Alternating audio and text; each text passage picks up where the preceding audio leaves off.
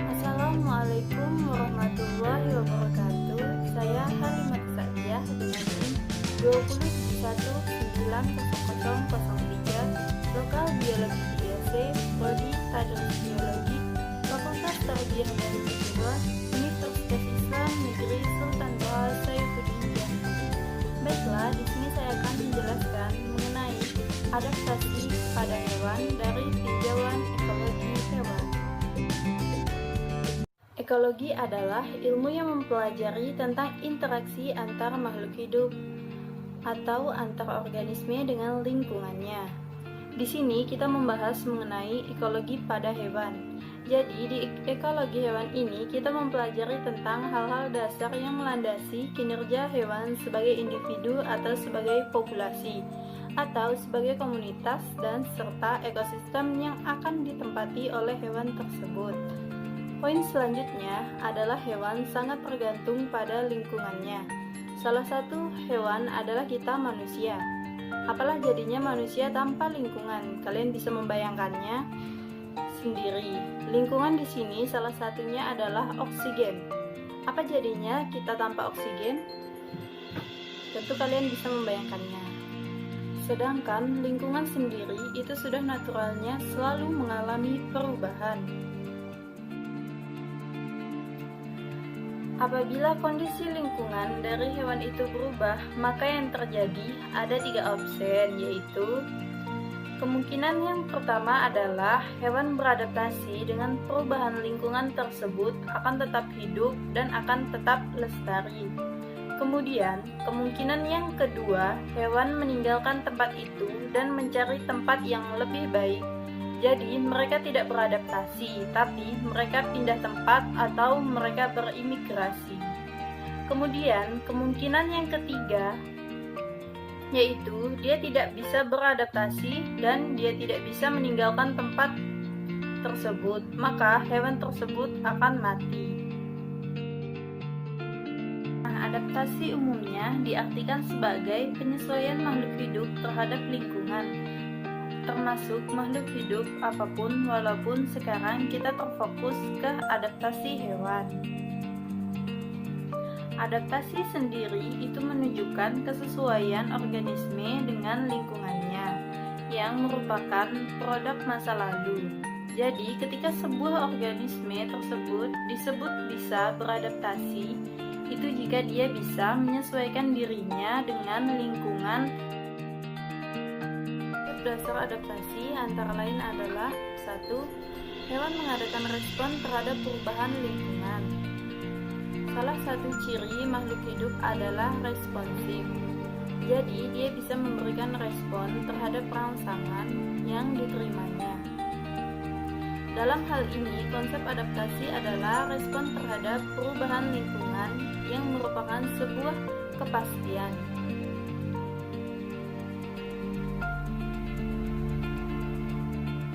Poin kedua, respon dari hewan tersebut bisa berupa perubahan fisik yang kita sebut sebagai adaptasi morfologi, bisa berupa perubahan fisiologis yang kita sebut sebagai adaptasi fisiologi, dan bisa berupa perubahan tingkah laku atau kita sebut sebagai adaptasi tingkah laku. Poin yang ketiga, respon hewan tersebut ada yang bersifat reaktif dan ada yang bersifat terpola.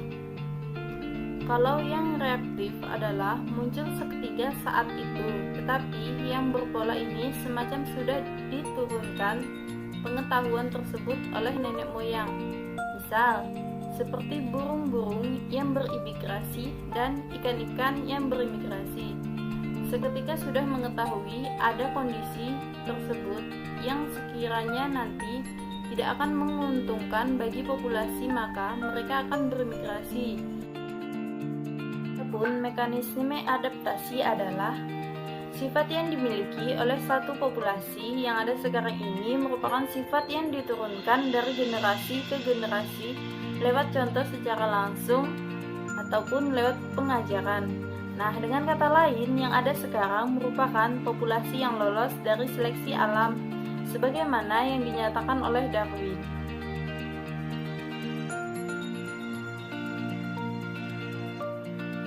bahwasanya mekanisme populasi itu adalah seleksi alam. Jadi, seleksi alam itu adalah alam menyeleksi organisme-organisme yang adaptif. Alam menyeleksi makhluk hidup yang bisa beradaptasi dengan lingkungannya agar bisa tetap hidup dan agar tetap lestari. Pasti induknya akan memberitahu ke anaknya bagaimana cara menyesuaikan diri terhadap perubahan lingkungan sehingga mereka menjadi adaptif. Ketika mereka berhasil beradaptasi, maka mereka tetap lestari. Jika mereka bisa lestari, maka mereka bisa berkembang biak. Prinsip adaptasi. Sekarang bagi hewan dan organisme lain, adaptif sangat penting untuk bertahan hidup pada lingkungan baru atau jika ada perubahan lingkungannya atau habitatnya. Jadi, seperti yang kita ketahui, untuk bertahan atau tetap bisa survive, maka tidak ada pilihan lain bagi hewan dan organisme apapun. Yang paling utama adalah mereka harus adaptif, karena memang untuk bermigrasi itu membutuhkan effort, membutuhkan sumber daya yang jauh lebih besar dibandingkan beradaptasi. Tetapi sayangnya, kemampuan hewan untuk beradaptasi itu dibatasi oleh apa? Yaitu yang pertama adalah ketahanan hidup atau survival. Jadi ada tipe pejuang mau diberi tekanan seperti apapun dia bangkit. Baik organisme, manusia, dan hewan, jadi dia akan survive. Ketika ada tekanan dari lingkungan, dia akan tetap bertahan, maka disebut ketahanan hidupnya tinggi, survive. Faktor yang kedua adalah adanya perbedaan kemampuan setiap jenis organisme untuk beradaptasi. Jangankan beda spesies, sesama spesies saja ada yang kemampuan adaptasinya berbeda-beda. Faktor yang ketiga adanya tumpang tindih dengan kondisi sebelumnya, sehingga adaptasi merupakan proses yang lambat. Jadi kadang perubahan di lingkungan itu sering dan banyak. Kadang satu perubahan belum selesai diadaptasikan oleh hewan, ternyata sudah ada perubahan lingkungan yang lain, sehingga akhirnya adaptasinya berjalan lebih lambat, karena hewan kesulitan untuk menyesuaikan diri dengan perubahan lingkungan yang berlangsung terus-menerus. Macam atau bentuk adaptasi. Yang pertama, kita bahas adaptasi struktural atau adaptasi morfologi. Adaptasi ini adalah sifat adaptasi yang muncul dalam wujud sifat-sifat morfologi tubuh. Morfologi adalah bentuk luaran, kalau anatomi struktur dalam. Adapun sifat-sifat morfologi tersebut meliputi bentuk dan susunan alat-alat tubuh, ukuran tubuh, serta warna tubuh. Warna tubuh ini meliputi kulit maupun bulu. Atau definisi yang lain yaitu penyesuaian makhluk hidup melalui perubahan bentuk organ tubuh untuk kelangsungan hidupnya. Contohnya adalah paruh burung. Paruh bebek berbentuk melebar dan memiliki gerigi untuk menyaring makanan dari air ataupun lumpur. Sedangkan paruh elang tajam, kuat, runcing, agak membengkok untuk mengoyak makanan berupa daging. Kemudian paruh ayam, pendek, tebal, dan runcing untuk mematuk makanan berupa biji-bijian.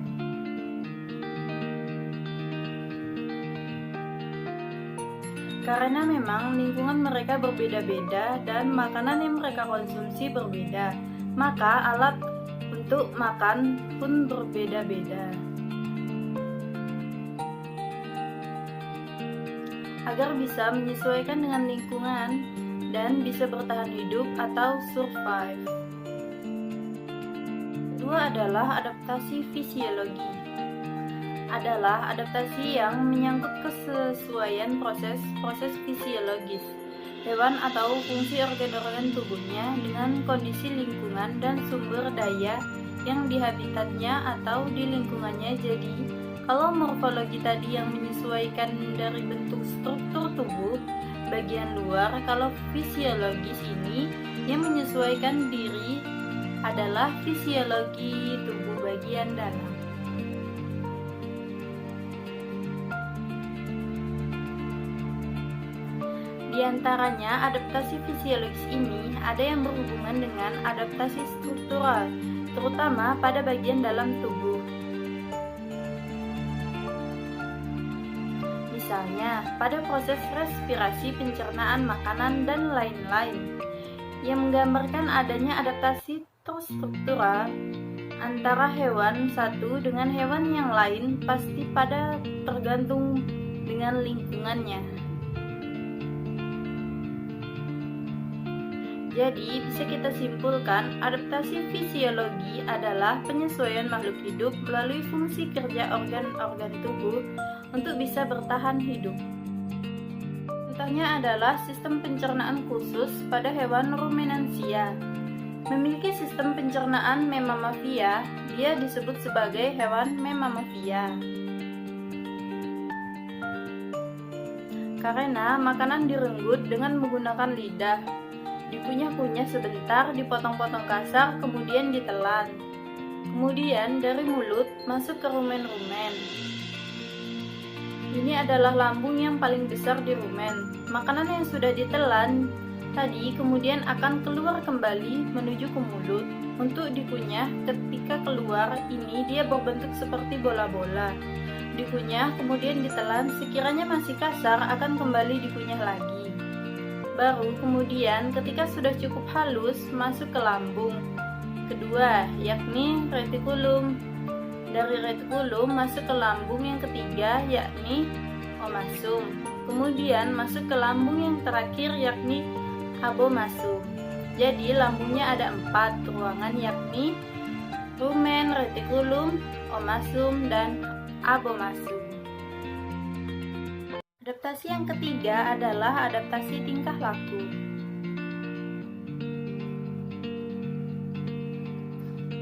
Yakni respon hewan terhadap kondisi lingkungan dalam bentuk perubahan tingkah laku hewan tersebut.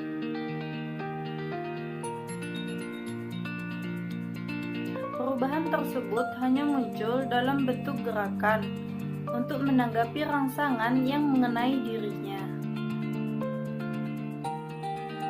Rangsangan ini, baik rangsangan yang berasal dari luar maupun dari dalam lingkungan tubuhnya. Misal, ketika hewan sudah masuk masa kawin, yaitu berarti hormon-hormon dalam tubuhnya akan mendukung proses kawin, maka perilaku hewan tersebut pasti akan berbeda, tidak sama dengan ketika tidak sedang musim kawin.